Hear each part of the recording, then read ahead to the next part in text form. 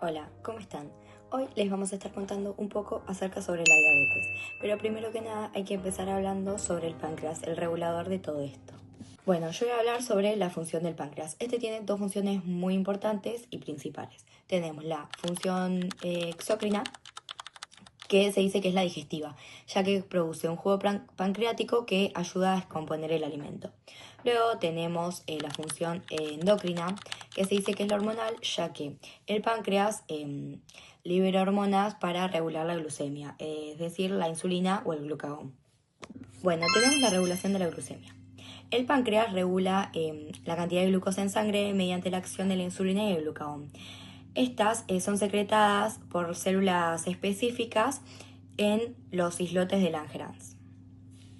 Cuando la glucemia es baja, el páncreas libera el glucagón, producido por las células alfa. El glucagón viaja al hígado y allí se hace la transformación de glucógeno en glucosa. La glucosa es liberada a la sangre y allí aumenta su concentración. Cuando la glucemia es alta, el páncreas libera insulina, producida por las células beta. La insulina ayuda a que la glucosa entre en las células y que se almacene como glucógeno en el hígado y en los músculos. Como resultado, la cantidad de glucosa en sangre aumenta. Bueno, ahora sí vamos a hablar sobre la diabetes. La diabetes es una enfermedad crónica que se caracteriza por presentar los niveles altos de azúcar en sangre. Los niveles de azúcar en sangre, cuando pasan por encima de los valores de lo normal, se lo caracteriza hiperglucemia. Y cuando sostiene en el tiempo puede dar lugar a complicaciones en diferentes órganos. La diabetes es una enfermedad crónica, es decir, que a la persona que lo tenga lo va a acompañar durante toda la vida, pero sin embargo, con un buen tratamiento y un buen seguimiento se puede tener una vida normal. En las personas con diabetes existe una alteración en la producción o el funcionamiento de la insulina. Entonces la glucosa queda fuera de la célula acumulándose en la sangre.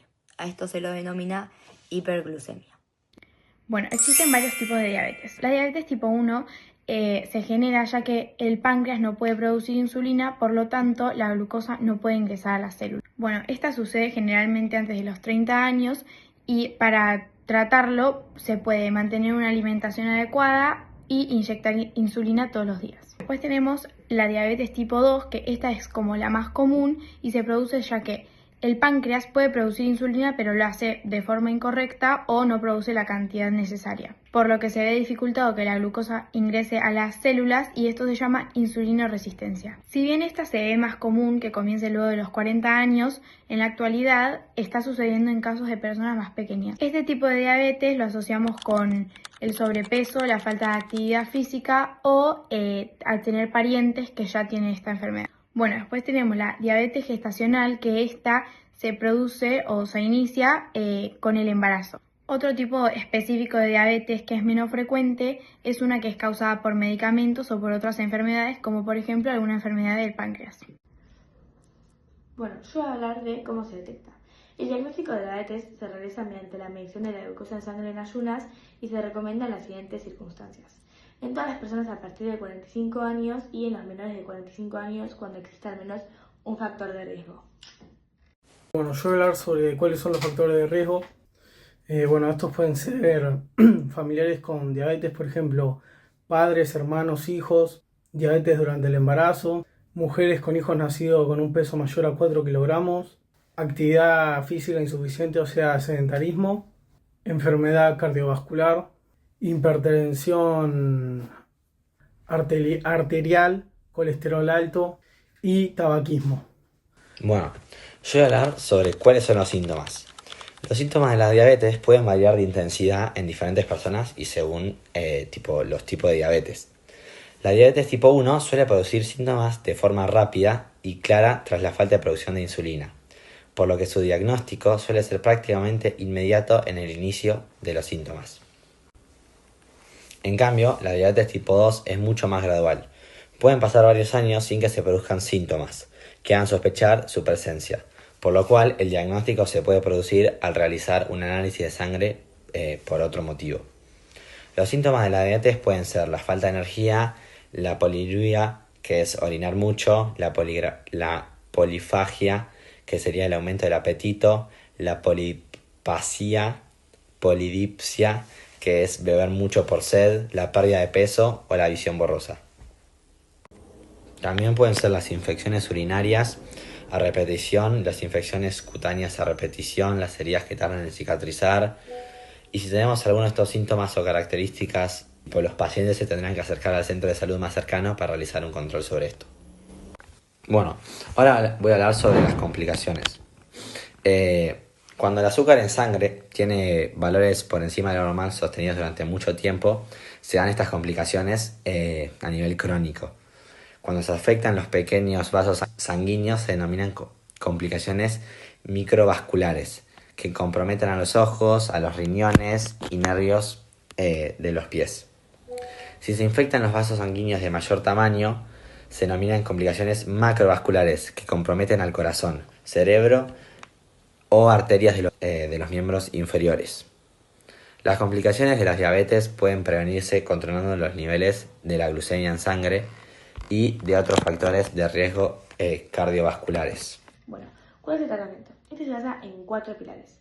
La educación diabetológica, que incorpora conocimientos acerca de la enfermedad y las estrategias para los cuidados cotidianos, que es un componente esencial del tratamiento de la diabetes y de otras enfermedades crónicas.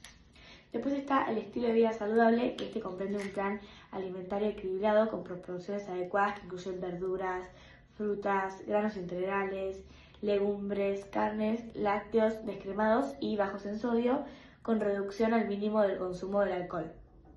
Después está la actividad física aeróbica, que esta antes de iniciar consulte a un equipo médico de salud para elegir el tipo de la intensidad, la frecuencia y la duración de la actividad física, para que pueda realizar según su edad, y el estado de salud y sus preferencias. Después está el tratamiento farmacológico, que es medicación vía oral o inyecciones de insulina, y el tratamiento de sus factores de riesgo de enfermedades asociadas, que es la hipertensión, sobrepeso u obesidad, colesterol alto. Bueno, ahora voy a hablar sobre cómo se puede prevenir esto. Para la diabetes tipo 1 todavía no existe ningún método eficaz para su prevención. En cambio, la diabetes tipo 2 puede evitarse en gran medida adaptando un tipo de vida saludable a través de un plan alimentario, actividad física y evitar fumar. Después, para tener en cuenta, las personas con diabetes pueden tener otras enfermedades asociadas como la hipertensión arterial, el colesterol alto o el sobrepeso u obesidad. Para prevenir las complicaciones es fundamental tratar tanto la diabetes como sus factores de riesgo y enfermedades asociadas. Los cuidados que se deben tener son cuidarse los pies, cómo aplicarse insulina con jeringa, cómo aplicarse insulina con lapicera, concurrir al oftalmólogo una vez al año, tener las vacunas al día, como por ejemplo la vacuna antigripal todos los años y después la vacuna contra el neumococo para prevenir la neumonía.